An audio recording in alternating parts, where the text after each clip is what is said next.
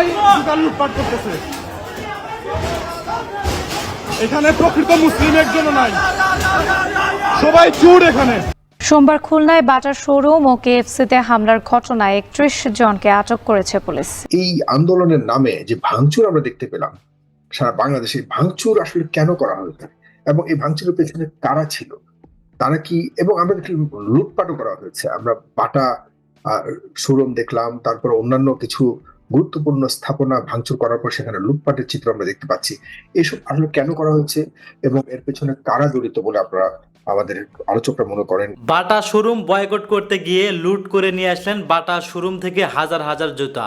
শুধু তাই না, অনেক ব্যবসায়ীর দোকান পর্যন্ত ভেঙে ফেলা হয়েছে।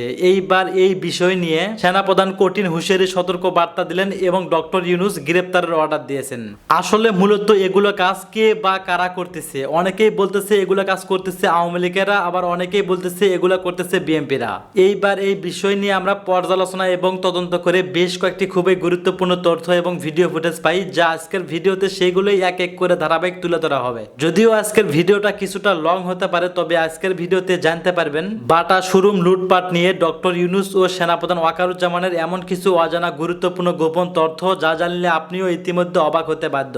সেই সাথে আরো জানতে পারবেন বর্তমান বাংলাদেশের রাজনীতির প্রেক্ষাপট আসলে কোন দিকে যাচ্ছে। বন্ধুরা চলুন ভিডিওতে আজকে আর বেশি কথা বাড়াবো না, সরাসরি আজকে আমরা চলে যাব মূল ভিডিওতে। এই আন্দোলনের নামে যে ভাঙচুর আমরা দেখতে পেলাম সারা বাংলাদেশে, ভাঙচুর আসলে কেন করা হয়েছে এবং এই ভাঙচুরের পেছনে কারা ছিল, তারা কি, এবং আমরা দেখি লুটপাটও করা হয়েছে। আমরা বাটা শোরুম দেখলাম, তারপর অন্যান্য কিছু গুরুত্বপূর্ণ স্থাপনা ভাঙচুর করার পর সেখানে লুটপাটের চিত্র আমরা দেখতে পাচ্ছি। এসব আসলে কেন করা হয়েছে এবং এর পেছনে কারা জড়িত বলে আপনারা আমাদের আলোচকরা মনে করেন? এর উদ্দেশ্য কি থাকতে পারে সে নিয়েও আমরা কথা বলবো প্রিয় দর্শক। পাশাপাশি বিএনপি কৌশলী হচ্ছে, আমরা দ্বিতীয় সেগমেন্টে এটি নিয়ে আলোচনা করার চেষ্টা। বিএনপি কৌশলী হচ্ছে, তারা যে কোনো উপায়ে এই ডিসেম্বরের মধ্যেই নির্বাচন আদায় করতে চাচ্ছে। কারণ তাদের পক্ষ থেকে আশঙ্কা প্রকাশ করা হচ্ছে যে যদি নির্বাচন ডিসেম্বরের পরে জুন নাগাদ যায় তাহলে বহু ডালপালা ছড়াতে পারে এবং অনিশ্চিত একটা ভবিষ্যতের দিকে রাজনৈতিক ভবিষ্যৎ ধাবিত হতে পারে। সুতরাং আমরা বহু পক্ষ এর মধ্যে স্টেক হোল্ডার হিসেবে কাজ করছে। কার কি মতলব, কারা আসলে নির্বাচন আগে চায়, কারা চায় না, কেন চায় না, এসব নিয়ে আমরা কথা বলবো। আছেন আমাদের সাথে চারজন অতিথি যুক্ত হওয়ার কথা আমার সাথে আছে। জনাব পিকেএম পাটোয়ারি থাকার কথা আমার সাথে এখন যুক্ত হবেন। তিনি একজন মিডিয়া ব্যক্তিত্ব, পাশাপাশি তিনি রাজনৈতিক বিশ্লেষক আছেন। জনাব শহীদ ইসলাম বাবুল, তিনি সাধারণ সম্পাদক জাতীয়তাবাদী কৃষক দল আছেন। ব্যারিস্টার সরওয়ার হোসেন, তিনি রাজনৈতিক বিশ্লেষক এবং তিনি একজন রাজনীতিবিদ। আর আমার সাথে যুক্ত হওয়ার নূর মোহাম্মদ আবু তাহের, তিনি বর্তমান চেয়ারম্যান এবং সামনের এই নির্বাচনে জামাতে ইসলামীর মনোনীত প্রার্থী, এমপি প্রার্থী বগুড়া 3-এর এমপি প্রার্থী। তিনি আমার সাথে যুক্ত হওয়ার কথা, আমি অপেক্ষা করছি যুক্ত হবেন। আমি যারা ব্যারিস্টার সরওয়ার হোসেন আপনার কাছে একটু যাই, আপনি দয়া করে আনমিউট করবেন। এই সবাই তো সংগতি প্রকাশ করেছে, আমরা গত দুদিন যাবৎ সবারই মন খারাপ। আমরা যে কোনো ধরনের বিক্ষোভ সমাবেশকে সমর্থন করি। বর্তমান যে আপনার মার্কিন এবং ইসরায়েলিদের হানাদার বাহিনীর যে লুটপাট বলুন, ধ্বংসস্তূপ বলুন, সবকিছুকে তারা মানে একদম পুরোপুরি, আপনি দেখেছেন যে ধোঁয়ার মধ্যে মানুষের দেহ পর্যন্ত উঠছে। এটাই আর কখনোই দেখা যায়নি, পৃথিবীর ইতিহাসে এরকম ঘটনা দেখা যায়নি। আমরা সবাই সহমর্মিতা প্রকাশ করি, কিন্তু বাংলাদেশে যেটি হলো বিভিন্ন স্থাপনাতে ভাঙচুর, এরপর আবার লুটপাট হলো, দুটি আপনার কাছ থেকে মূল্যায়ন পাবো। ধন্যবাদ আপনাকে, ধন্যবাদ আজকের সহ আলোচক এবং সুপ্রিয় দর্শক যারা দেখছেন। দেখুন, প্যালেস্টাইনে যা হচ্ছে, গাজাতে যা হচ্ছে, এটা জঘন্যতম মানবতা বিরোধী অপরাধ। It's a heinous crime. এবং আমেরিকান গণতন্ত্র উন্নয়নে অথবা মানবাধিকারের অনেক ভালো উদাহরণ থাকলেও জঘন্যতম এই উদাহরণ আমেরিকান ফরেন পলিসি সাপোর্ট দিয়ে যাচ্ছে, যেটা আধুনিকতম এই বিশ্বে একটি জঘন্যতম, কলঙ্কতম মানবতা বিরোধী অপরাধ।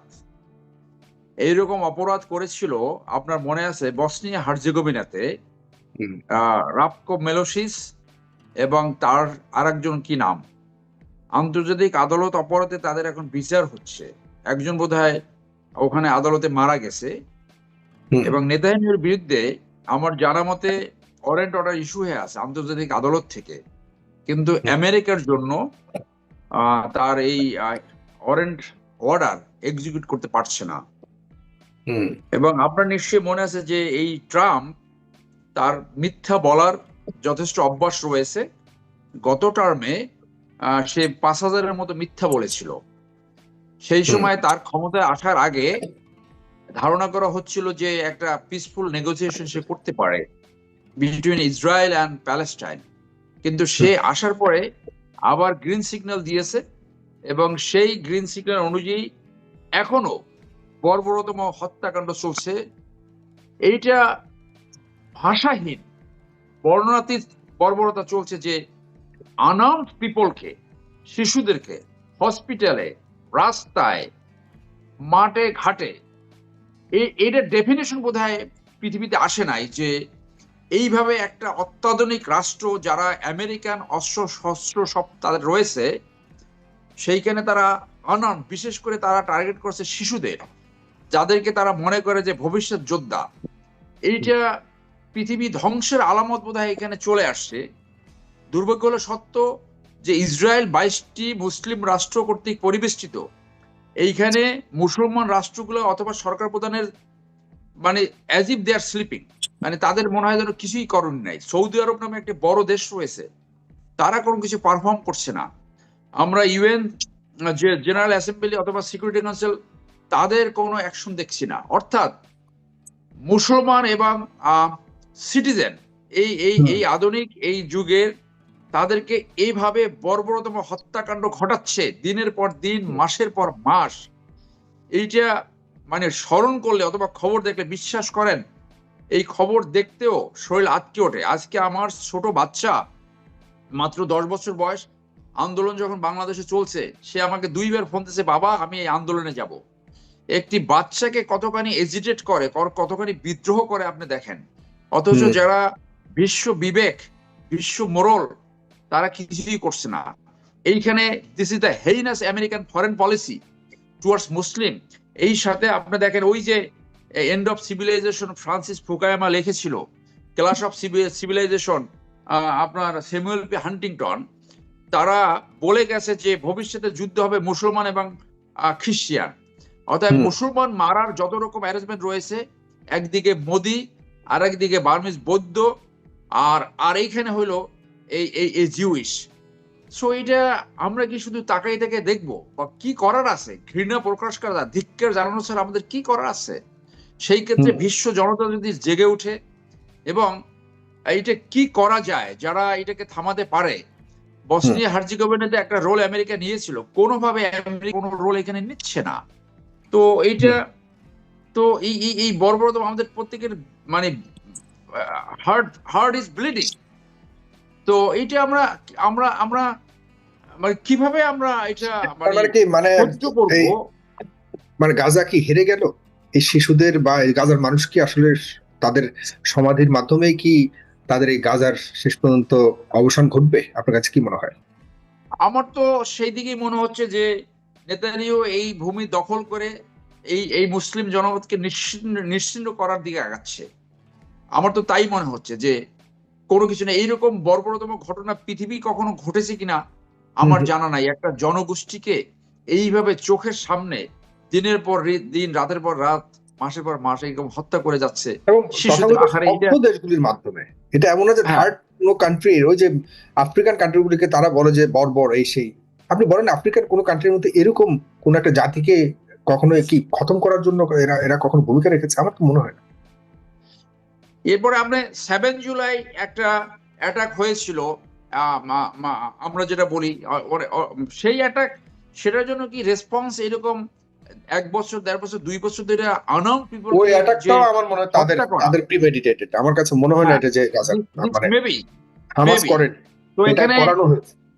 এইখানে আমাদের লজ্জা হয় ভেবে যে যারা মুসলিম চ্যাম্পিয়নশিপ করতে চায়, আমরা টার্কির এরদোগানের 2-একটা স্টেটমেন্ট শুনেছি, অন্য কারো তো কোনো কিছু শুনি না। এই সৌদি আরবে যে একটা প্রিন্স রয়েছে, কিন্তু কিছুই করে না। এবং আপনি জানেন যে সৌদি আরব এবং ইসরায়েল একই একই আদেশের মাধ্যমে, সেই বেলফোর চুক্তি সেইটার মাধ্যমে সৃষ্টি হয়েছিল, মনে হয় যেন তলে তলে একটা তাদের সংযোগ রয়েছে।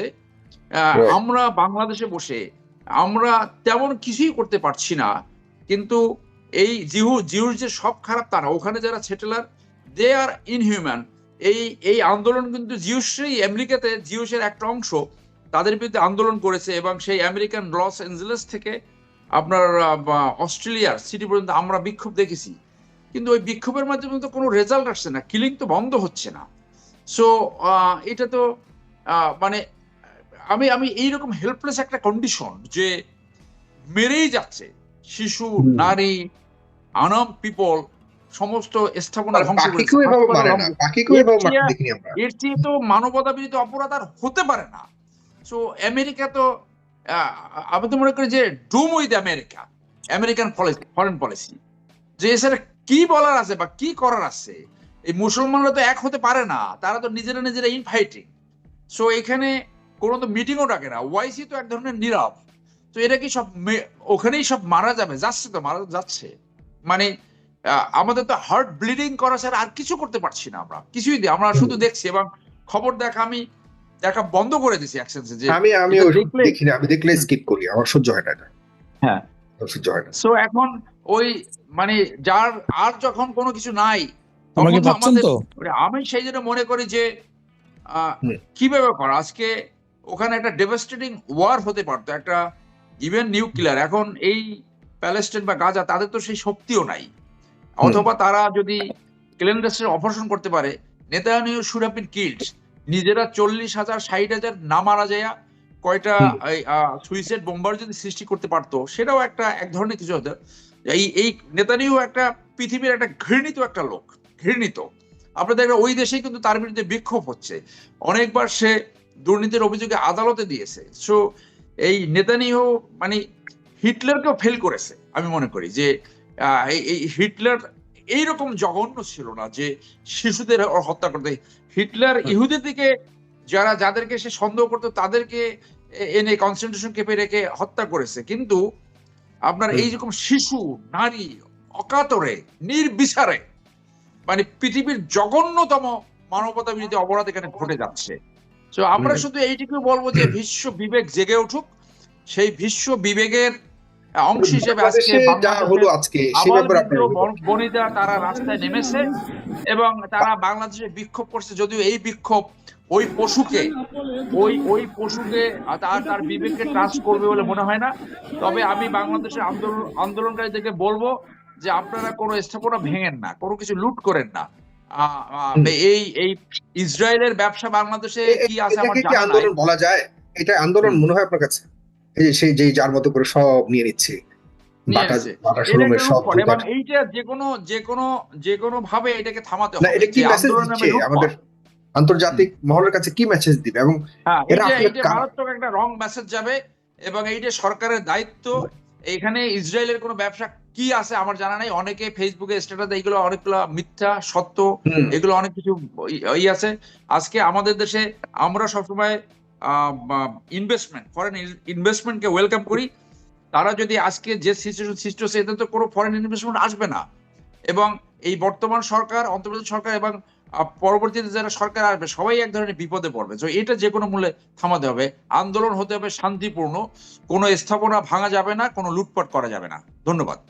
আপনাকে অনেক ধন্যবাদ। জনাব শহীদ ইসলাম বাবুল, আপনার কথা শুনতে চাই, আপনি একটু বলবেন দয়া করে। জানেন, কাজী নজরুল একটা কবিতা আছে না, যে সবার উপরে মানুষ সত্য, তাহার উপরে নাই। এখন মনে হচ্ছে যে সবার উপরে ইহুদি সত্য, তাহার উপরে নাই। 1.5 কোটি ইহুদি সারা দুনিয়ায়, 50 লক্ষ আছে আপনার ইসরায়েলে। মানে তামাম দুনিয়াকে বুড়ি আঙ্গুল দেখিয়ে যার পর নাই দিনের পর দিন এই নেতানিয়াহুর নেতৃত্বে বর্বরতা চলছে। এবং এবারে যে বর্বরতা চললো, নিষ্ঠুরতা চললো, এটা তো আসলে নজিরবিহীন একটা বাস্তবতা। আপনারা যেটা বললেন যে খবরের কাগজে দেখা যায় না কি নারী কি শিশু, পৃথিবীর কোনো যুদ্ধেই এটা অ্যালাউ করে না যে নারী শিশুরা এইভাবে মানে নিপীড়িত হবে, মাটির সাথে মিশিয়ে দেওয়া হবে একটা শহরকে, একটা এলাকাকে। এটা কোন ধরনের বর্বরতা আমি জানি না। আপনারা জানেন যে যেটা বললো সারার ভাই, বেলফোর ঘোষণা, যে এটা পুরনো ব্যাপার। হ্যাঁ, বেলফোর ঘোষণা অনুযায়ী এই ইহুদি রাষ্ট্রটা প্রতিষ্ঠা হয়েছিল। দ্বিতীয় বিশ্বযুদ্ধের পরে তার ওয়াইজম্যান নামে একজন যেটা মিত্র শক্তির যে বারুদটা নষ্ট হয়ে গেল, কৃত্রিম বারুদের সংকট হওয়ার কারণে কৃত্রিম বারুদ আবিষ্কার করেছিল এই ওয়াইজম্যান, এবং দ্বিতীয় বিশ্বযুদ্ধের পরে তার মানে এই স্বরূপ প্রতিদান স্বরূপ ইহুদি বিজ্ঞানী ওয়াইজম্যানের আকাঙ্ক্ষা অনুযায়ী ইহুদিদেরকে একটা স্বতন্ত্র আবাসভূমি দাবি করলো, তাদেরকে এখানে মূলত যুদ্ধটা ছিল, সংঘাতটা ছিল খ্রিস্টান বনাম ইহুদি, সেই সংঘাতটাকে ইহুদি বনাম মুসলমান একটা সংঘাতের দিকে তৈরি করা হলো। তারপর থেকে আমরা জ্বলছে, এই যে জ্বলছে তো জ্বলছেই, এর কোনো শেষ নেই, এর কোনো মীমাংসা নেই। কোথায় বিশ্ব বিবেক, কোথায় জাতিসংঘ, কোথায় ওআইসি, কোথায় মুসলিম রাষ্ট্র, কার কি আসে যায় আপনি বলেন?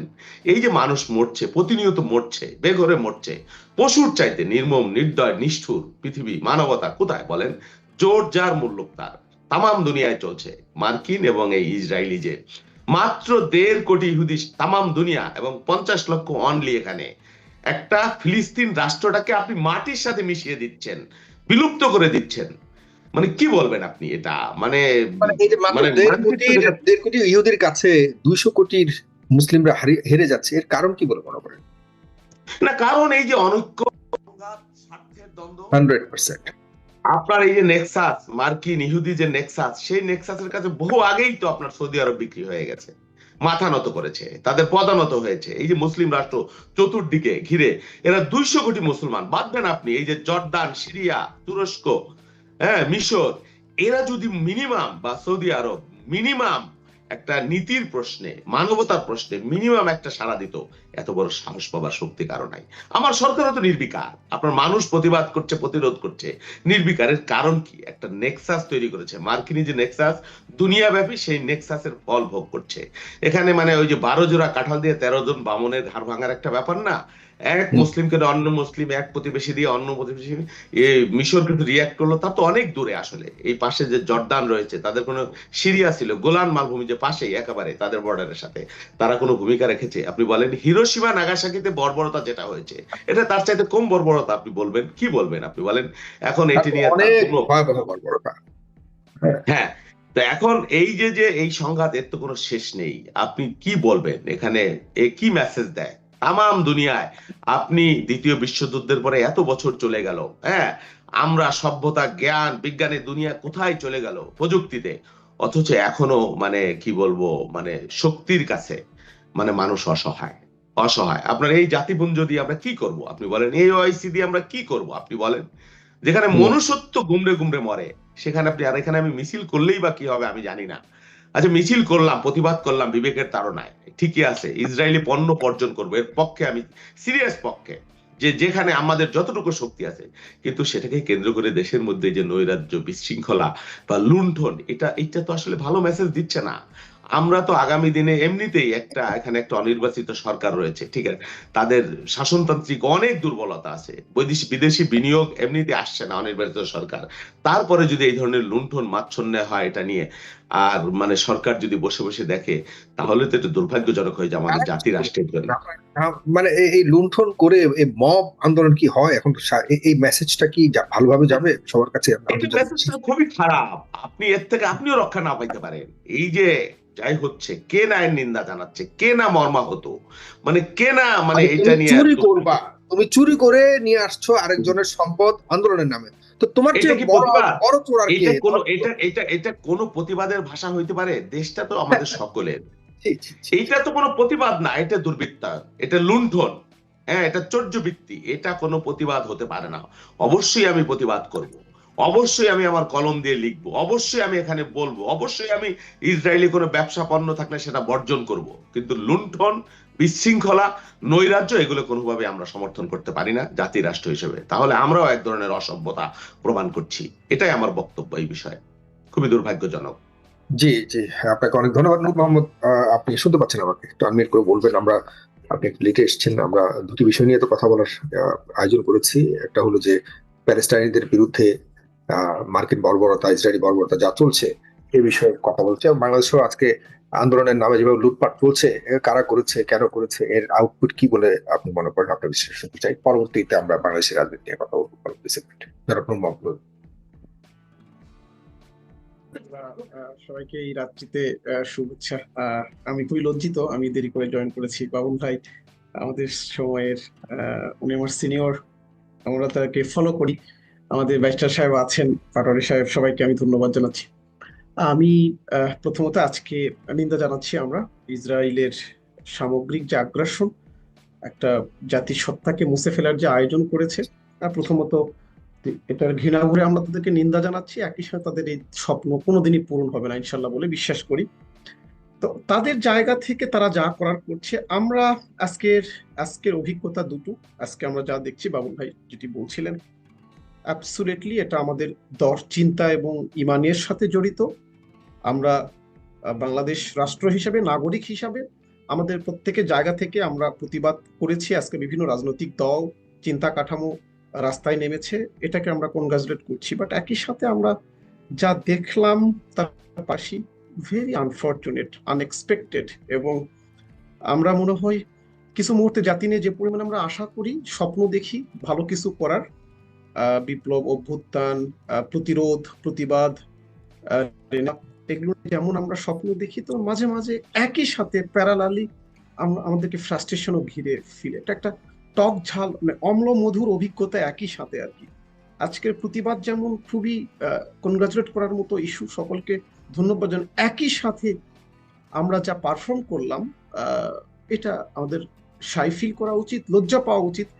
মানে প্রসপেক্টিভ প্রতিবাদের সাথে যে এরকম আমাদের ভিতরে হিডেন একটা, আমাদের মধ্যে যে ফ্যাসিবাদ চেপে আছে, আমাদের ইটসেলফ প্রতিরোধ করতে করতে আমরা যে নিজেরাই একটা জালিমের ভূমিকায়, মানে ইসরায়েলের আগ্রাসনটা আগ্রাসন, আর আমার ভিতরে যে ইন্ডিভিজুয়াল আগ্রাসী মনোভাব, এটা আগ্রাসন না।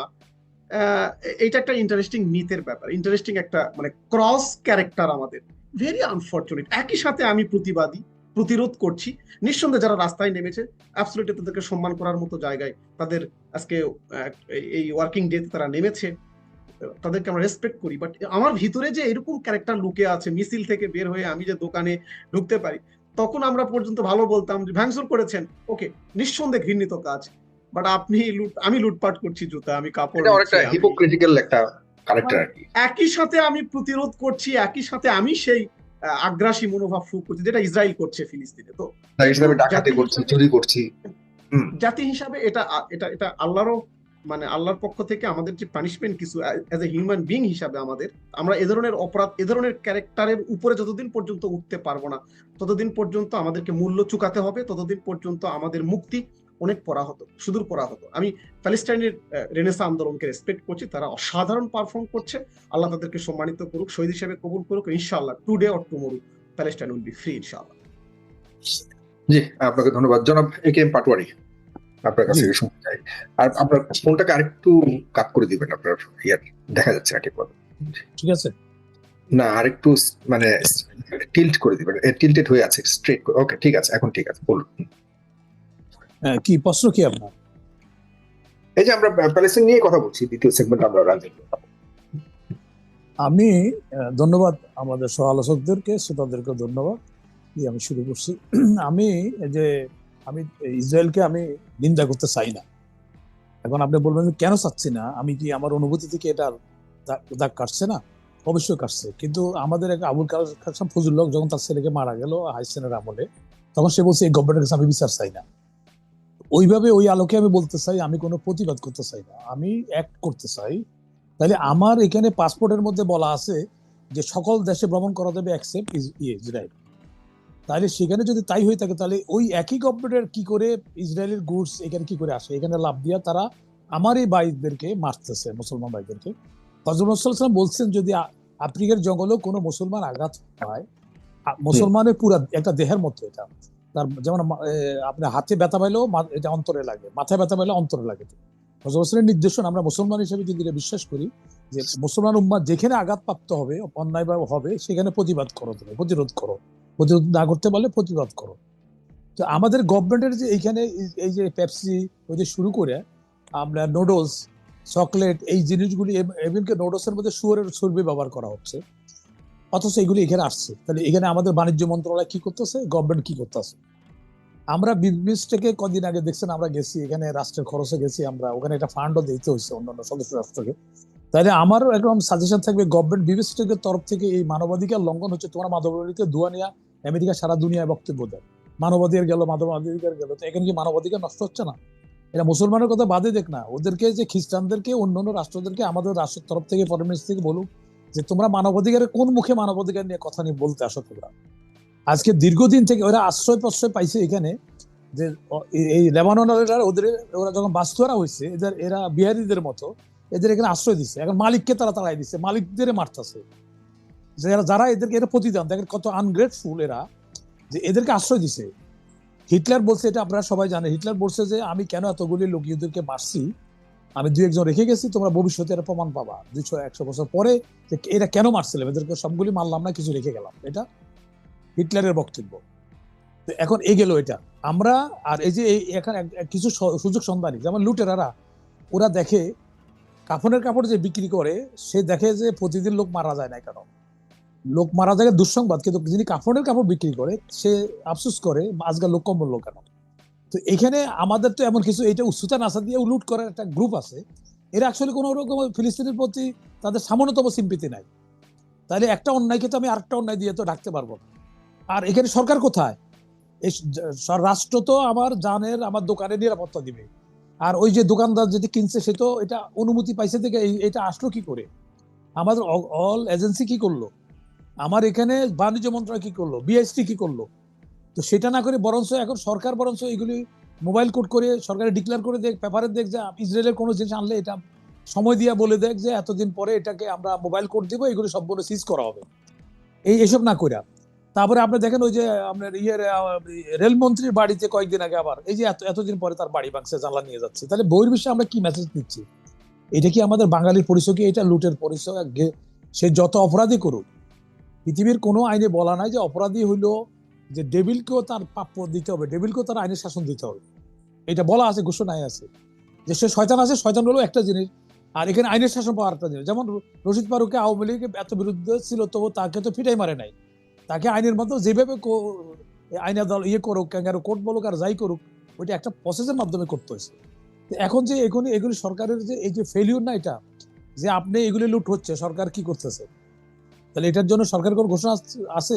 এর আগেও বাড়ি ভাঙছে, কোনো ইয়ে নাই, ওর বাড়ি ভাঙতেছে, তাহলে আবার যখন কোনো সময় অন্য পট পরিবর্তন হবে, তাহলে এখন যারা পদে আছে তাদের কারো বাড়ি থাকবে? কারো বাড়ি থাকবে না, কারণ আমরা এই ইনস্টেন্সটা কি রেখে যাচ্ছি, আমরা তো এটা সমর্থন করতে পারি না। এটা গেলো এই পর্যন্ত। আর তাছাড়াও মুসলমান কান্ট্রিগুলো যে বিমস্টেকের চেয়ারম্যান হিসেবে আমাদের ডক্টর ইউনূস সাহেবের এখন উচিত হচ্ছে সকল মুসলিম রাষ্ট্রকে এটা একটা আবেদন রাখা যে তোমরা এটা বিভিন্ন রকম অর্থনৈতিক ওয়ার আছে, আমরা যখন অস্ত্রে পাচ্ছি না, তাহলে আমরা অর্থনৈতিক ওয়ার আমরা ডিক্লেয়ার করে দিতে পারি। কি হয়েছে, ওদের কোনো বর্জন মুসলিম কোনো কান্ট্রিতে ব্যবহার করবে না, এইটা তো আবেদন তো দিতে পারি আমরা। বিমস্টেকের চেয়ারম্যান হিসেবে এটা একটা ভ্যালু করে উনি নোবেল প্রাইজ পাচ্ছি, সেটা আরেকটা ভ্যালু করে ইয়ে করে, তাহলে ওনার এই অ্যাপিলটা তো উনি করতে পারেন। এটার জন্য তো এত সময় দরকার হয় না। এবং আমার রিকোয়েস্ট হলো ডক্টর ইউনূস স্যারের কাছে যে ইমিডিয়েটলি আপনি বিমস্টেকের চেয়ারম্যান হিসেবে, বাংলাদেশের তত্ত্বাবধায়ক প্রধান হিসেবে আপনি সকল মুসলিম কান্ট্রির কাছে আবেদন করেন যে আমরা অর্থনৈতিক ওয়ার ডিক্লেয়ার করলাম, অফিসিয়ালি ডিক্লেয়ার করে দিই, আমরা তাদের বিরুদ্ধে অর্থনৈতিক যুদ্ধ ঘোষণা করে দিলাম, ওদের কোনো বর্জন আমরা কোনো কিছু দিব না, ওদের দেশে আমরা রপ্তানি করবো না, আমরা ওদের কোনো কিছু আনবো না। যদি মুসলিম কান্ট্রিগুলো তাদের ত্রাইতারি অবস্থা শুরু হবে। আর ইভেন কি আমরা পরে আরো এটা অ্যাড করতে পারি, যারা তাদের সহযোগী তাদের জিনিস আমরা বর্জন করবো। এতগুলি মুসলিম কান্ট্রি, এতগুলি মুসলমান লোক জনসংখ্যা, তাহলে যদি প্রত্যেকটা লোকে যদি আমেরিকা নড়ে চড়ে বসবে, কারণ হচ্ছে কি আমেরিকার অনেক বিবেকবান লোক আছে, দেখেন না ট্রাম্পের বিরুদ্ধে মিছিল শুরু হয়ে গেছে অলরেডি, সে যে বাণিজ্য যুদ্ধ করছে। এই প্রসঙ্গে আমি আরেকটা কথা বলি, এটা প্রাসঙ্গিক যদিও, এটা হলো যে দেখেন আমাদের এখানে আমাদের এই যে শুল্ক আরোপ করছে, আমাদের বাংলাদেশ গভর্নমেন্ট যখন শুল্ক আরোপ করে তখন আমাদের ব্যবসায়ীরা কিন্তু ওই যে নর্মাল জায়গায় বিক্রি করতে তার লগে শুল্কটা যোগ করে দেয়, আলটিমেটলি সাফার করে কাস্টমার। আমাদের এখানে কিছু বেস্টেড গ্রুপ তাদের কিন্তু পেটে কামড় পড়েছে, কি হয়েছে, এরা এইগুলি বইলা সরকার থেকে কিছু বেনিফিট নেওয়ার জন্য, সুদ মাফ করার জন্য, সুদ দিবে না, আরো ইনসেন্টিভ নেওয়ার ব্যবস্থা করা যায়। কিন্তু এই যে ওরা যে শুল্ক বসাইছে, এটা আমাদের কোনো সমস্যা হবে না, হ্যাঁ, কিন্তু আমাদের কিছু লোকেরা কেন এত হইছে করছে, কেন হইছে করছে, তাদের নিজেদের এটা দেখে স্যার আমাদের তো লস হবে, আমাদের এই সুদটা মাফ করে দেন, আমাদের আরো কিছু সাহায্য দেন। যেমন দেখেন এই যে গার্মেন্টস সেক্টরে শুল্ক আরোপে কি আমাদের কোনো ক্ষতি হচ্ছে না? আপনি বলছেন আমাদের কোনো ক্ষতি হবে না, কারণ আমাদের কেন ক্ষতি হবে না, আমি তো বুঝি না গভর্নমেন্ট কেন। এটা হয়েছে কি জানেন, কিছু বেস্টেড গ্রুপ সরকারকে ইনফ্লুয়েন্স করে, আপনি কোন ব্যবসা করলে আমাদের যে আগে যে $2 যদি আমি বিক্রি করতাম, এখন আরো $0.5 এর লগে যোগ হইয়া আমি সাপ্লাই দিব, কোনো সাপ্লাইয়ের তো লস দিতে করবে না। বরং আমাদের এখানে যারা এই যে বেস্টেড গ্রুপগুলি, এরা নিজেরাই জানে তাদের কোনো লস হবে না। আর লস হলে কি এতদিন পর্যন্ত গার্মেন্টস ব্যবসাটা করতো? আমি ওই দিন একটা চ্যানেলে করলাম, তারা কিন্তু যুক্তি নাই। না, এখানে সবচেয়ে বড় টার্গেটটা কি? ট্রাম্পের এই অ্যাক্সেস বা এডিশনাল ট্যারিফ গুলি ইম্পোজ করবার একমাত্র কারণ হলো তাদের নিজস্ব প্রোডাক্ট গুলিকেও যেন মানুষ কিনতে পারে। বিদেশি প্রোডাক্ট কম দামে কেনার কারণে তাদের না নিজস্ব না না না প্রোডাক্ট না না না, আমি আপনাকে বলি, এটা যখন আমাদের আমি আপনাকে বলি, আমাকে ফিনিশ করতে দেন আগে। যদি তাই করতো তারা, তার গার্মেন্টস তো তারা উৎপাদন করবে না, তাদের সমওয়ারের দাম অনেক বেশি। আমাদের এখানে যেহেতু ম্যান পাওয়ারটা আমাদের জনসম্পদ, আমাদের সম্পদ, তো এইখানে ওখানে আমেরিকা তো জনসম্পদ নাই, যার পরিপ্রেক্ষিতে অন্য দেশের সিটিজেনশিপ কেন দেওয়া হচ্ছে? আমাদের স্কলারশিপ যারা পায় তাদেরকে ওখানে সিটিজেনশিপ বাড়ি দিয়ে, যেমন আমার বাইকে দিছে, সে ওখানে আপনার সেমিকন্ডাক্টরের উপরে উল্কা সিমি, তারা এখানে দেখেন তাকে নাগরিকত্ব দিচ্ছে, বাড়ি দিছে আমার বাইকে। তো কেন দিচ্ছে তারা? কিম সোসাইটিকে নিয়ে যাচ্ছে কেন? তাহলে তারা জানে যে ওই জিনিসটা, ওই ব্রেনটা তারা ব্যবহার করে। আপাতত আপনি মনে করছেন যে এটা শুল্ক আরোপে তেমন কোনো ক্ষয়ক্ষতি হবে না, আমরা এই নিয়ে কথা বলবো। আমার ট্যাক্স তো আমাদের দেশে বাড়ানোর পরে আমাদের ব্যবসায়ীদের কোনো ক্ষতি হয়? আমার আপনি কিনতে গেলে ক্ষতি, ওটা যোগ করে দিয়ে দেয়। তো আমাদের গার্মেন্টস এর মধ্যে কন্ট্রিবিউশন কিন্তু কম, কিন্তু ওরা প্রতি বছরে কিন্তু লোন নিচ্ছে। করোনার সময় তারা সুদ মাপ পাইছে, এরপর আরো 1000 কোটি টাকা তাদের। আমি একটু এই বিষয়ে একটু জানতে চাই, মানে অনেস্টলি জানতে চাই যে এই শুল্ক বাড়ানোতে এটা তো বিশেষ কিছু দেশের উপরে দিছে, হ্যাঁ, সমস্ত দেশের উপরে যদি দিত সেটা একরকম। তাই আমার দেশ আমি বুঝে থেকে গেছি, ওরা আমি বুঝে গেছি আপনার কথাটা, আমি বুঝে গেছি। আপনাকে বলেন, আপনি স্ট্যাটিস্টিক্স দেখেন, আমাদের চেয়ে বেশি শুল্ক আরোপ করছে অন্য দেশে, আমাদের বরঞ্চ কম। যে আমেরিকা যে কটা রাষ্ট্রকে শুল্ক আরোপ করছে এর মধ্যে সবচেয়ে কম আমরা এমনি আগাই আছি। আর সেটা আমাদের এখানে তো প্রায় 37 ভাগ, না 37 ওদের আরো বেশি, 55 পর্যন্ত দেওয়া আছে, 55 দেওয়া আছে। আপনি দেখেন, আপনি স্ট্যাটিস্টিক্স দেখেন, ওটা দেখেন, আপনি অন্য রাষ্ট্রের কাছে আরো বেশি দেওয়া আছে। আচ্ছা, আরেকটা কথা আমরা বলি, আমরা বাণিজ্য করবো। পাটারি ভাই, সরি, না, আমার কথা আগে শেষ করি ভাই, আমি দয়া করে আমাকে বলতে দেন। হ্যাঁ, আমার এখানে আপনি কম্পিটিশনে তৈরি, গ্রেস মার্ক কারা চায়, অনুকম্পা কারা চায়? যারা 33 পাইতে পারে না ম্যাট্রিক পাস করার জন্য, তারা গ্রেস মার্কে পাস করে। তো আমি প্রস্তুত করব আমাকে সারা বিশ্বের মধ্যে আমি কম্পিট করি। আমি কেন ওই সামান্য জিনিসের জন্য, ট্যাক্সের জন্য সেখানে সরকারকে কেন ইনভলভ করব? সরকার এটা বিজনেস করেন, আমি করি। আমাদের সরকার ফ্যাসিলিটেট করবে, সিকিউরিটিতে লোন দিবে, বিদ্যুৎ দিবে, রাস্তাঘাট করে দিবে। বাকিটা বাণিজ্য আপনার বিষয়, আমার বিষয়। বেশি হলে তো আপনি সরকারকে দিবেন না, রেভিনিউ বেশি দিবেন না। হ্যাঁ দিবেন আপনি, আমিও ব্যবসা করি, কিন্তু আমরা তো দেই না। আমরা বেশি হলে এটা বলি না। আমরা যখন বাজার কমে যায়, আমরা কিন্তু এই ক্রেতাদের কাছে আমরা সেটা কমাই না। এটা হলো হিউম্যান ক্যারেক্টার, এরকম লাভের বেলা আছে, লসের বেলা নাই। এখন আপনার ব্যবসা আপনি করবেন, রাষ্ট্র ব্যবসা করবে না, রাষ্ট্র ফ্যাসিলিটেট করবে। আমাদের যদি সিঙ্গেল ডিজিটে যদি সুদ কমাই দিয়ে, তাহলে আমাদের ওই যত ট্যাক্স, এখন মনে করেন ভিয়েতনাম, আমেরিকাতে ভিয়েতনাম কাপড় সরবরাহ করে, কম্বোডিয়া করে, তো তারা কি বাপের জমি বিক্রি করে করবে? সবাই তো লাভ করবে নাকি? তো ওর যদি কস্টিং এর বাইরে যাইয়া যে ট্যাক্স আছে, ট্যাক্স হলে ওইটা আমেরিকান সিটিজেনের উপর পড়বে, সেটা আমাদের কোনো কিছু আসলে এফেক্ট করবে না। আমরা যদি আগে $1 বিক্রি করতাম, এখন $1.5 বিক্রি করবো, ওই ট্যাক্সটা আমরা ইনক্লুড করে দিব। তাতে ওই দেশের লোক থেকে মিছিল বাইর করবে, আমার কোনো সমস্যা নাই।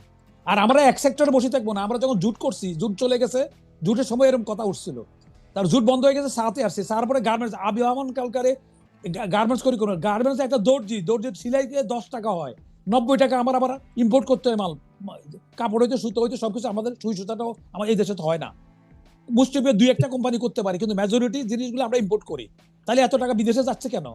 তো এখন আমাদের রোগটা নির্ণয় করতে হবে। বিজনেস ম্যাটারে সোজা সরকার বলে দিবে, বা এটা তোমাদের ব্যাপার।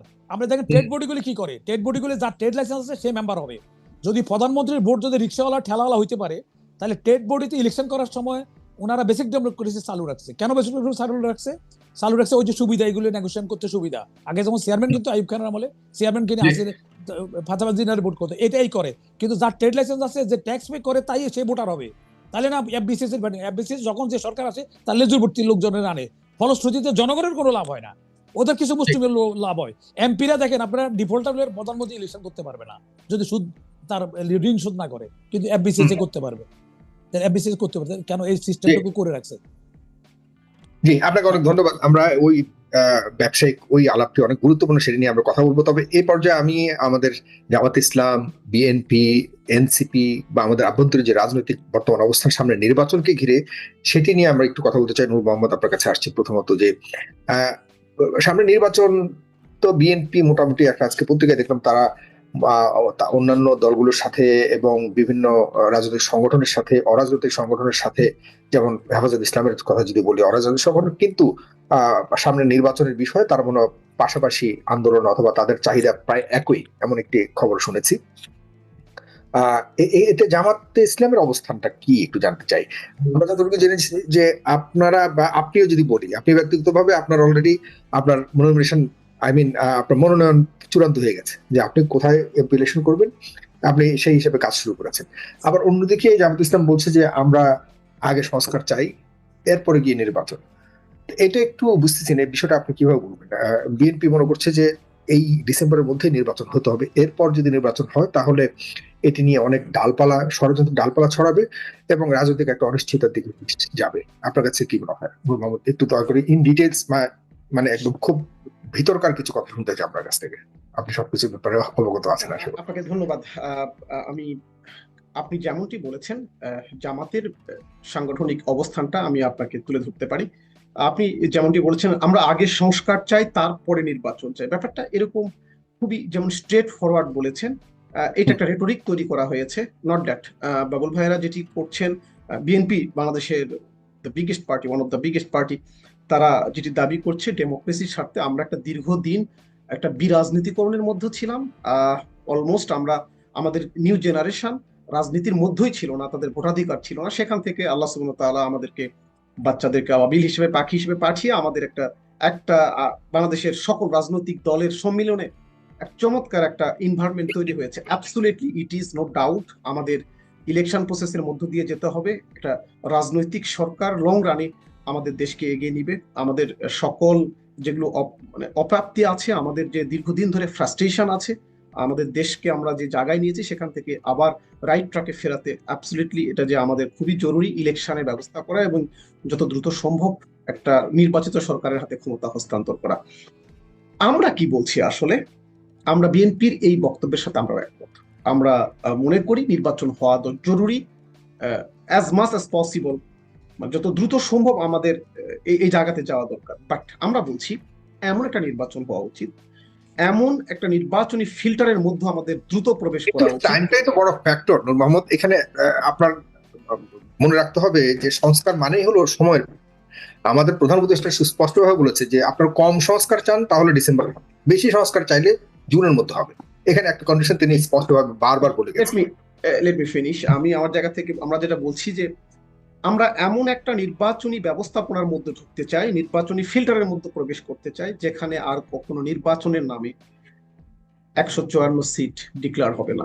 নির্বাচনের নামে 30শে ডিসেম্বরের ভোট 29শে ডিসেম্বর রাত্রে হবে না, 30 রাত্রে হবে না। আমরা এমন একটা নির্বাচন করব না যে নির্বাচনের মাধ্যমে আমি আর তুমি, আমি আর ডামি নির্বাচন হবে না।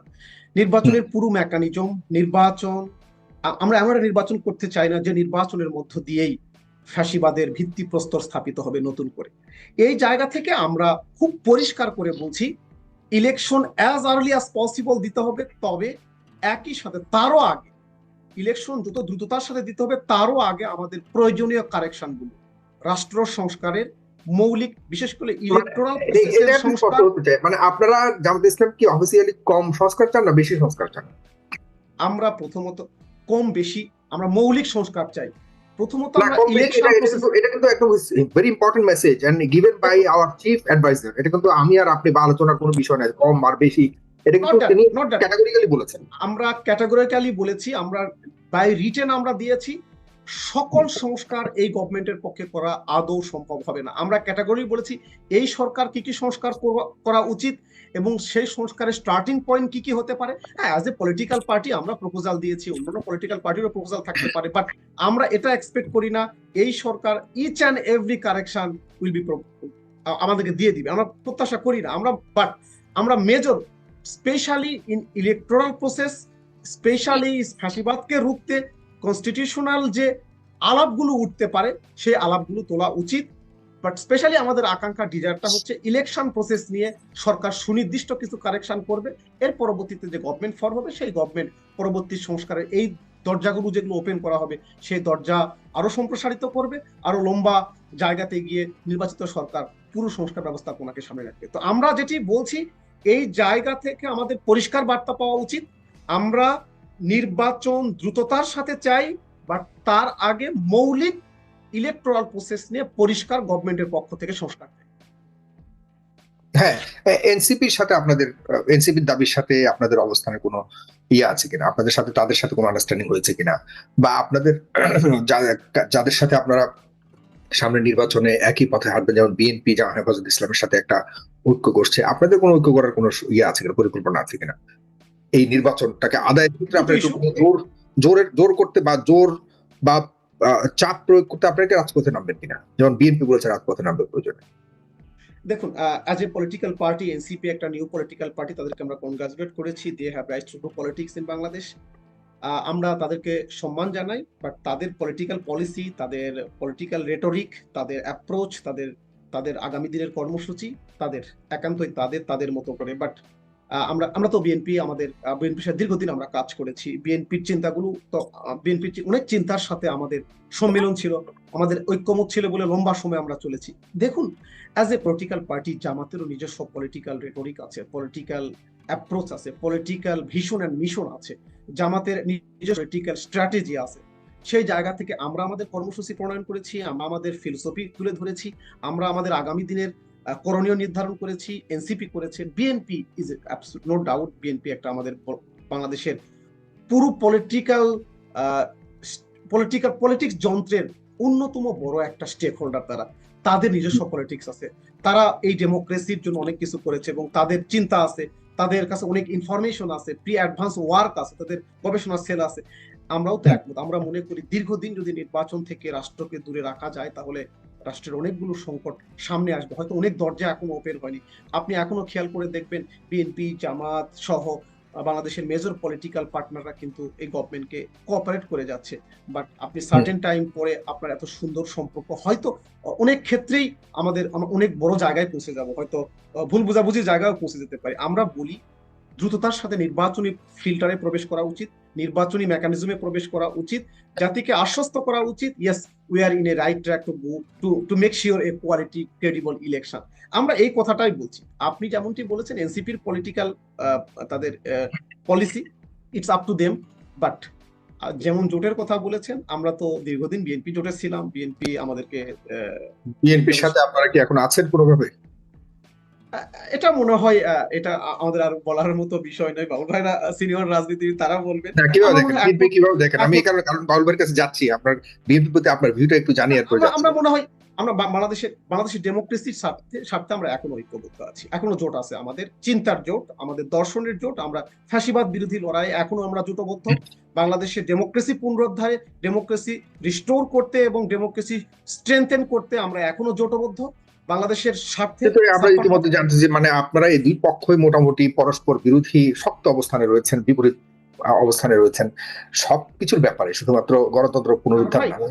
সাগর ভাই দেখুন, আপনি যখন একটা ইলেকশন প্রসেসের মধ্যে বিএনপি পাওয়ার পলিটিক্স করে, জামাত পাওয়ার হোল্ডিং এক্সপেক্ট করে, এটা অপরাধ নয়। বিএনপি পাওয়ারের প্রত্যাশা করে, বিএনপি মহাসচিব একটা চমৎকার কথা বলেছেন, বিএনপি তো ক্ষমতার রাজনীতি করে, বিএনপি তো ক্ষমতা যেতে চায়। এই কথা তো রাগ ঢাক করে মানে বলার, আমরা নির্বাচন চাই না এই কথা বিএনপি বলবে না কেন, বলবে। As well as a little political party আমরা মনে করি আমাদের তো এক্সপেক্ট আছে, আমরা যারা ইয়াং জেনারেশন জামাত করি, আমরা তো প্রত্যাশা করি আমরা একদিন সরকার গঠন করব। আপনি সেটা হেসে উড়ে দিতে পারেন অথবা আপনি সেটাকে খারিজ করতে পারেন, but we do believe in our heart, ইনশাআল্লাহ will make a government, will form a government. তো সেই জায়গায় পাওয়ার স্ট্রাগলে গিয়ে বিএনপির চিন্তার সাথে আমাদের চিন্তার ভিন্নতা হতে পারে, পাওয়ার স্ট্রাগলে গিয়ে পলিটিক্যাল স্টেট গ্রহণ করতে গিয়ে বিএনপির চিন্তার সাথে ভিন্ন হতেই পারে, বিএনপির বয়ানের সাথে আমাদের বয়ান ভিন্ন হতে পারে। বিএনপি যা বলবে জামাত তো সেরকম বলবে না, জামাত যা করবে বিএনপি তো সেরকম করবে না। আমাদের নিজস্ব ভীষণ আছে, পলিটিক্যাল এজেন্ডা আছে, আমরা জাতির সাথে প্রকাশ করছি আমাদের সংস্কার প্রস্তাব, আমাদের পলিটিক্যাল প্রস্তাব, আমাদের আগামী দিন বাংলাদেশকে কিভাবে দেখতে চাই। বিএনপি 31 দফা ঘোষণা করেছে, জামাত তার লিটারেচার এবং তার কিছু মেকানিজম ইতিমধ্যে জাতির সামনে উপস্থাপন করেছে। আমরা সামনে একটা ভেরি রিসেন্ট আমরা আমাদের ইশতেহারের কাজ শুরু করেছি এবং আপনি দৃশ্যমান দেখতে পাবেন। তো আমরা আমাদের প্রপোজাল গুলো নিয়ে তো জাতির কাছে যাব, বিএনপি বিগার পার্টি হিসেবে তারাও তো যাচ্ছে। তো এই যে পাওয়ার স্ট্রাগলে যে আপনি কিছু ডিফারেন্স খুঁজে পাচ্ছেন, এটাকে আপনি চিন্তার এবং মেজর জায়গা থেকে আপনি ডিফারেন্স বলতে পারেন না। এটি পাওয়ার স্ট্রাগল, এটি হবেই। আমি মনে এটা করি আপনি মনে করছেন? ডেমোক্রেসির প্রশ্নে, বাংলাদেশের 56,000 বর্গ মাইলের নিরাপত্তার প্রশ্নে এবং আধিপত্যবাদের বিরুদ্ধে বিএনপি, জামাত সহ বাংলাদেশের দেশপ্রেমিক সকল মানুষ এখনো ঐক্যবদ্ধ, অতীতের যে কোনো সময়ের চেয়ে বেশি ঐক্যবদ্ধ। জি, খুব চমৎকার ভাবে বলে, তারা আমি কোনো টেনশনই দেখতে পাচ্ছি না। কিন্তু আমরা তো ফেসবুকে ঢুকলেই দেখি যে আমাদের বিএনপির মধ্যে সবচেয়ে বড় বাঘে মহিষের লড়াই চলছে। জনাব শহীদুল ইসলাম বাবু নির্বাচন নিয়ে না, আপনার নূর মোহাম্মদ যেটা বললো, সে একসময় আমাদের সময় ছাত্র নেতা, খুব চমৎকার পজিটিভ দৃষ্টিভঙ্গি আছে, তার দলের স্ট্যান্ডও আছে। এটাই আসলে এক্সপেক্টেড। আমরা দীর্ঘদিন বঞ্চিত, নিপীড়িত, নির্যাতিত। জামাতের শিবিরের অনেক নেতাকর্মী নির্যাতিত হয়েছে, নিপীড়িত হয়েছে, মানে নিগৃহীত হয়েছে, মানে নিদারুণ ভাবে এটা দেখেছি আমরা। আর আমাদের তো হয়েছেই, মানে সে এক মহাকাব্য লেখবার মতো একটা ইতিহাস, বেদনার ইতিহাস, মানে করুণ রসে সিক্ত হতে পারে একটা মহাকাব্য, এরকম। তো সেই একই চিন্তা, একই মানসিকতার মানুষ আমরা একটা নতুন পর্যায়ে আমরা এসেছি। এটা ঠিক যে জামাতের ভিন্ন রাজনৈতিক আদর্শ আছে, কর্মসূচি আছে, বিএনপির ভিন্ন রাজনৈতিক আদর্শ আছে, কর্মসূচি আছে, ইভেন এনসিপি তাদেরও যে স্পিরিট, ফ্যাসিবাদ বিরোধী স্পিরিট, এর মধ্যে তো কোনো ব্যত্যয় হবার কথা না। হ্যাঁ, কিন্তু এখন আপনি যেটা বললেন যে ফেসবুকে ঢুকলেই আমরা যেটা দেখি, আসলে এটা দুর্ভাগ্যজনক। আপনি চিন্তা করতে পারবেন কি পারবেন না আমি জানি না। ধরেন BNP as a political party, ধরেন আমরা 2013 সালে যদি নির্বাচন হতো ঠিকঠাক ভাবে, বিএনপি কিন্তু ক্ষমতায় যেত। বঞ্চিত হয়েছে বিএনপি। 18 সালে যদি নির্বাচনটা ঠিকঠাক ভাবে হতো, বিএনপি কিন্তু ক্ষমতায় যেত। মোটা দাগে আপনি আমার সাথে দ্বিমত করতে পারবেন না। 24 সালেও যদি নির্বাচনটা ঠিকঠাক মতো হতো, বিএনপি কিন্তু ক্ষমতায় যেত। ইভেন 2008 সালের যে নির্বাচন, সেটাও এক ধরনের ম্যানিপুলেটেড নির্বাচন ছিল। তার মানে কি, 4টে নির্বাচনকে বিএনপিকে হিউমিলেট করা হচ্ছে, ক্ষমতায় যাওয়ার থেকে বঞ্চিত করা হয়েছে। 4টে নির্বাচন। তখনও আমরা গণতন্ত্রের কথা বলেছি, ভালো নির্বাচনের কথা বলেছি, কেয়ারটেকার গভর্নমেন্টের কথা বলেছি। এখনো কিন্তু আমরা সেই জায়গায় আছি যে মানুষের অধিকার, মানুষের মতামতের সরকার হলে অনেক সমস্যার সমাধান অনেক আগেই সমাধান হয়ে যেত। অন 11 কেউ কেউ বলছেন যে অন 11 এর যে ব্লু প্রিন্ট, বিএনপি কে ক্ষমতায় আসতে দেওয়া যাবে না, ভোট হলেই তো বিএনপি ক্ষমতায় চলে আসবে, স্বাভাবিক ভোট হলেই তো বিএনপি ক্ষমতায়। এখনো কারো কারোর মধ্যে কিন্তু সেই টেন্ডেন্সি আমরা দেখছি যে আবার বিএনপি কে ক্ষমতায় আনবার জন্য এক ফ্যাসিবাদ। আরে বাবা, ক্ষমতায় আনবার আপনি কে? আপনি যে এই বক্তব্য দিচ্ছেন, তাহলে আপনি গণতন্ত্রের প্রতি কোথায় আপনার রেসপেক্ট? হ্যাঁ, মানুষের মতের প্রতি কোথায় আপনার রেসপেক্ট? আপনি তো আপনার মতটাকে সবার ঊর্ধ্বে তুলে ধরছেন, আপনি মানুষের কাছে যাচ্ছেন না। আপনার গণতন্ত্রের যে নির্যাস, যে স্পিরিট, সেটা তো আপনাকে মানুষের কাছে যেতে হবে। মানুষের মতের প্রতিফলন হতে পারে, মানুষ একবার ভুল করেছে, পরের বার মানুষ ঠিক করবে, তারপর আবার যদি ভুল করে তার পরের বার। আমার স্টাডি থেকে জনাব শহীদুল ইসলাম বাবুল, আমার স্টাডি থেকে যতটুকু মানুষ মনে করতেছে যে একটা সময় আওয়ামী লীগ আর বিএনপি, এই দুটো দলই ছিল একে অপরের পরিপূরক, এবং বিকল্প হিসেবে এক দল আর মানে অন্য দলের মধ্যেই একটা চয়েসের সীমাবদ্ধতা ছিল। এখন 24-এর আন্দোলনের মাধ্যমে মানুষের চয়েসের সীমাবদ্ধতাকে বাদ দিয়ে আরো প্রসার করতে যাচ্ছে জনগণ। আরো নতুন নতুন দলের মধ্যে যেন মানুষ বুঝে যে এই দুই দলের বাহিরেও আরো শক্তিশালী রাজনৈতিক দল এবং চয়েস করার সুযোগ রয়েছে। এই জায়গাটাকে এস্টাবলিশমেন্ট করে এটাকেও গণতান্ত্রিক হিসেবে দেখার জন্য চেষ্টা করছে। কিন্তু আপনারা দ্রুত নির্বাচন চাওয়া মানে, কারণ মানুষও বিশ্বাস করে এই মুহূর্তে নির্বাচন হলে আপনারা আসবেন, আর আপনারা আসা মানে হলো পূর্বের ন্যায় দেশের অবস্থা চলে আসবে। 8 সাল থেকে শুরু হয়েছে যে এই মুহূর্তে এভাবে নির্বাচন হলে বিএনপি ক্ষমতায় আসবে, সুতরাং এখন আর নির্বাচন এভাবে হইতে দেওয়া যাবে না, হবে না। নতুন দল হবে, তাদের প্রসার হবে, তারপরে সব ঠিকঠাক মতো তৈরি করে তারপরে নির্বাচন দিব, তখন বিএনপি ক্ষমতায় আসতে পারবে না। এই তো মূল স্পিরিট। যে যখন আমরা সব রাজনৈতিক দল করব, বিএনপি কে নিঃশেষ করব, বিএনপি কে বিতর্কিত করব, তারপরে একেবারে সঠিক সময় আমরা নির্বাচন তৈরি করব, সব প্রশাসনিক সেট আপ করবো, যখন বিএনপি ক্ষমতায় আসতে পারবে না, ঠিক তখনই আমরা নির্বাচন দেব। এই তো টার্গেট, তাই তো হচ্ছে। তাহলে এটা আপনি গণতন্ত্র আপনি কোথায় রাখলেন? এই যে রক্তদান, আত্মদান, সেই স্পিরিটটা আপনি কোথায় রাখলেন? আপনি যে আবার বলছেন গণতন্ত্রের কথা, সহাবস্থানের কথা, লেভেল প্লেইং ফিল্ডের কথা, এগুলো তো আপনি তাহলে তামাশা মানুষের সাথে। সেই জন্য আমরা বলছি, বিষয়টা বিএনপি কখনোই বলেনি সংস্কারের বিরুদ্ধে। সংস্কার বিরুদ্ধে বিএনপি কেন? আচ্ছা, ধরেন এই সরকার আরো 3 বছর, আরো 5 বছর ক্ষমতায় থেকে সংস্কার করে দিল, তারপরে যারা আসবে তারপরে কি সংস্কার আজীবনের জন্য বন্ধ হয়ে যাবে? হ্যাঁ, সংস্কার তো মানে প্রত্যেকেরই সংস্কার করতে হবে। আপনি তো সংস্কার শেষ করতে পারবেন না। খালি এই সরকারই সংস্কার করবে, পরবর্তী সরকার কোনো সংস্কার করবে না, সংস্কার ফুল স্টপ করে দিবেন, বিষয়টা কি তাই? সংস্কার তো সবাইকে করতে হবে। এমন ভাবে তৈরি করা হচ্ছে যে বিএনপি মনে হয় সংস্কার বিরোধী। বিষয়টা তো তা না। সংস্কার তো ইতিমধ্যে অনেক কিছু হয়ে গেছে, যেটা আপনি টেরও পাননি।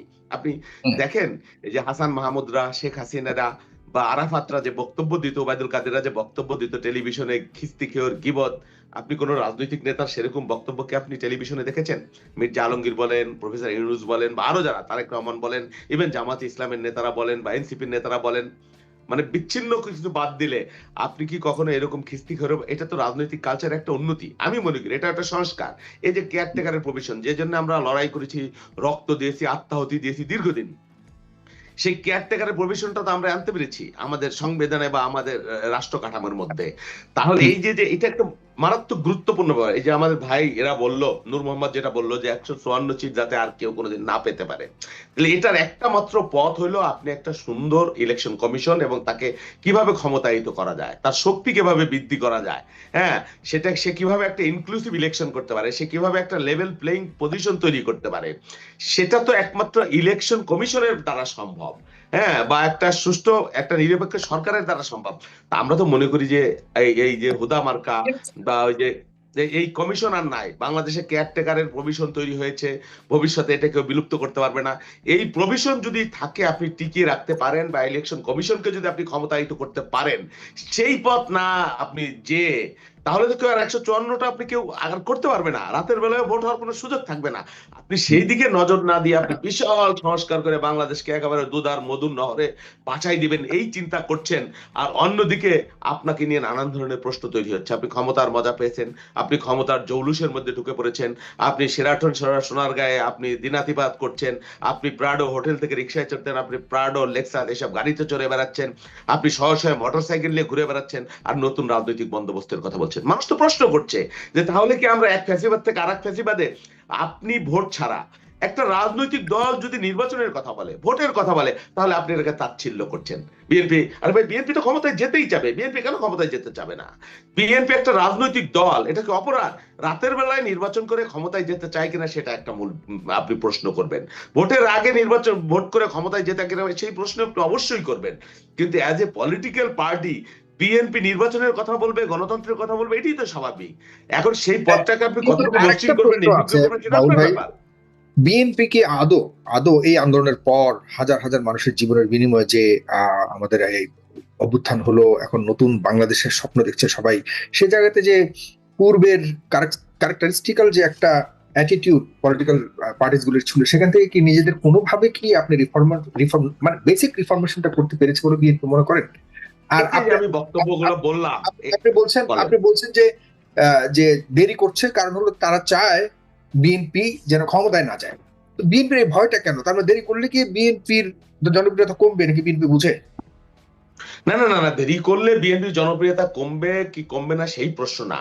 আমি বলছি যে আমি একটা পলিটিক্যাল পার্টি, আমি একটা আপনি যদি গণতন্ত্রের প্রতি ন্যূনতম রেসপেক্ট থাকে, আপনি 1 ঘন্টা 1 দিন সময় কেন একটা গণতান্ত্রিক সরকারের উপর ডিপেন্ড করবেন? এটা আপনি যে সমস্ত জনগণের কথা বলছেন, এই জনগণের কাছে আপনি কেন যাচ্ছেন না? জনগণের সমস্ত লিজ আপনি কেন নিচ্ছেন?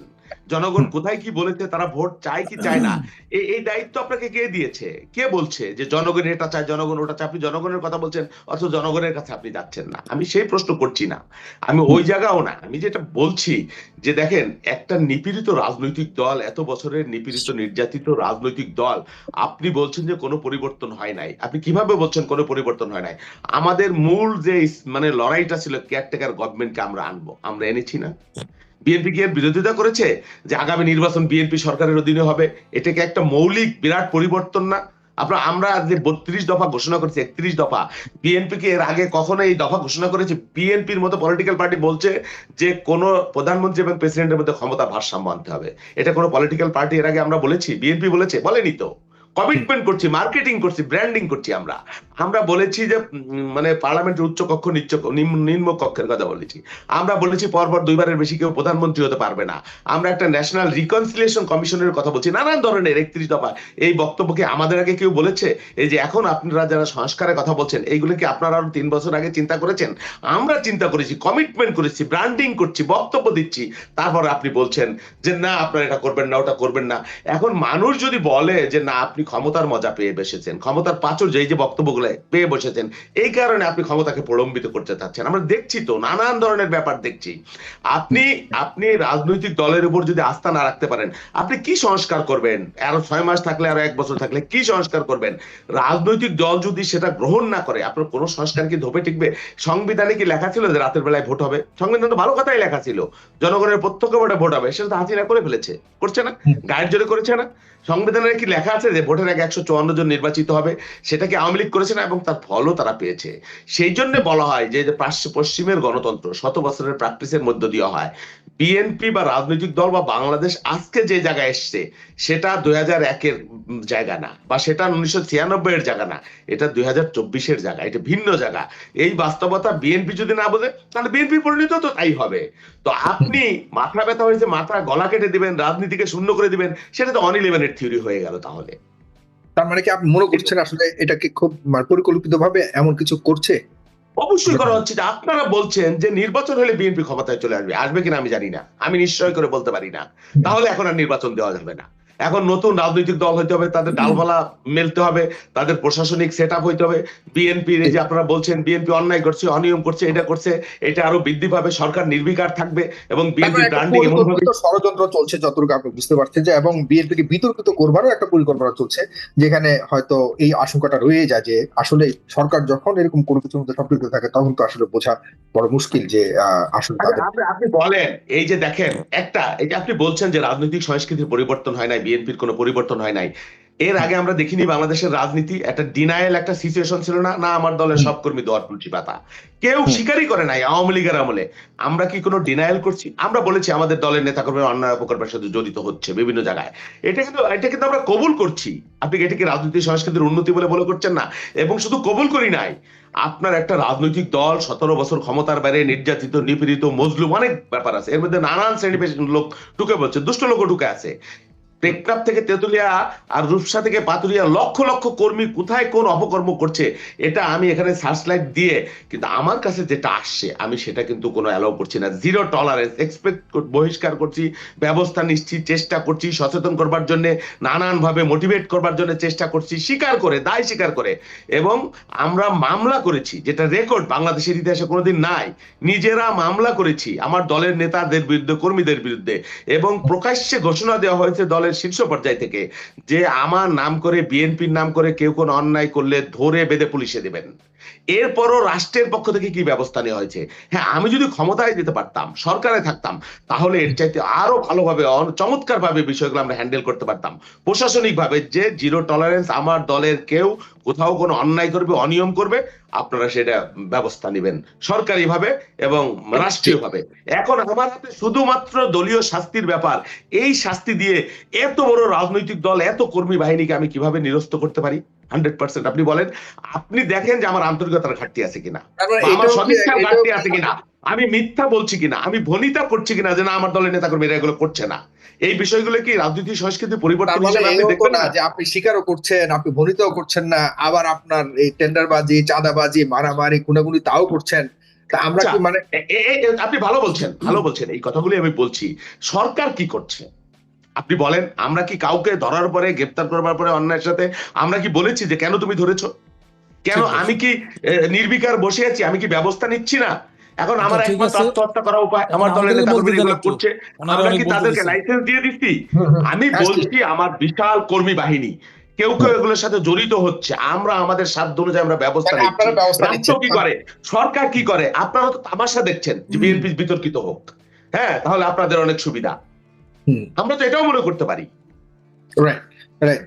আমি শেষ একটা 2 লাইনে যদি বলেন, এটা হলো যে নূর মোহাম্মদ সাহেব যে আপনাদের ব্যাপারে যে দৃষ্টিভঙ্গি প্রকাশ করলো, সামনের সময়গুলোতে যে সংকট আরো দেখতে পাচ্ছেন, এগুলোর মধ্যে আপনাদের পাশে কি জামাত ইসলাম থাকছে কিনা? না, জামাত ইসলাম, শোনেন, আমরা একটা ইকুয়েশনে, একটা বিষয় ভিত্তিক আমরা এক ঐক্যের মধ্যে ছিলাম, এটা ঠিক। জামাতের সাথে আমরা এর আগেও বিভিন্ন আন্দোলন সংগ্রামে ছিলাম বিষয় ভিত্তিক, কিন্তু জামাত আর বিএনপির ইথিক্যাল অবস্থান বা আদর্শগত অবস্থান টোটালি ডিফারেন্ট। টোটালি জামাত ভিন্ন রাজনৈতিক দল, আমরা ভিন্ন রাজনৈতিক দল। এখনকার বাস্তবতায় আওয়ামী লীগ বাংলাদেশের রাজনীতিতে বিরাজমান নাই। এখনকার বাস্তবতায় যদি জামাত, আমি, এনসিপি সব একাকার হয়ে যায়, তাহলে সেটাও এক ধরনের কেউ কেউ বলতে পারে যে এটা একটা বাকশালী চিন্তা। হ্যাঁ, ভিন্ন মত থাকতে পারবে, তারা তার আদর্শ প্রচার করবে, আমি তার এখন তো আর হাসিনা ধরে নেন আমরা ঢাকা থেকে কেউ খুলনা যাব, কেউ বরিশাল যাব, তাহলে পথের মধ্যে যদি মুন্সিগঞ্জে পদ্মা ব্রিজের আগে একটা ব্যারিকেড থাকে, আমার সকলের দায়িত্ব সে ব্যারিকেডটা সরানো, তারপরে যার যার পথ ভিন্ন হয়ে যায়। এটাই তো বাস্তবতা।